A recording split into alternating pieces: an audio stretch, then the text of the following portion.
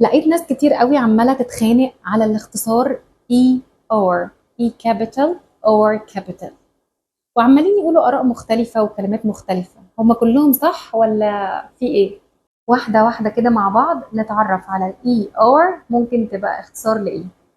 لو قصده اختصار في مجال الطب أو في الطب عموما هنقول ده اختصار ل emergency room. emergency room اللي هي غرفة الطوارئ. ولو ال ER تخص مجال الصيدلة يبقى هي اختصار ل extended release. extended release اللي هو ممتد المفعول. أما بقى لو ال ER في مجال الاختصارات أو البيزنس أو الحاجات اللي زي دي بتبقى اختصار ل expense report. expense report اللي هو تقارير المصروفات أو تقرير المصروفات. أما ال ER لو جت في مجال الفيزياء أو الكهرباء يبقى دي اختصار ل electric resistance. electric resistance اللي هي المقاومة الكهربائية. عشان أختلف تاني على ال ER كاختصار، مش كده؟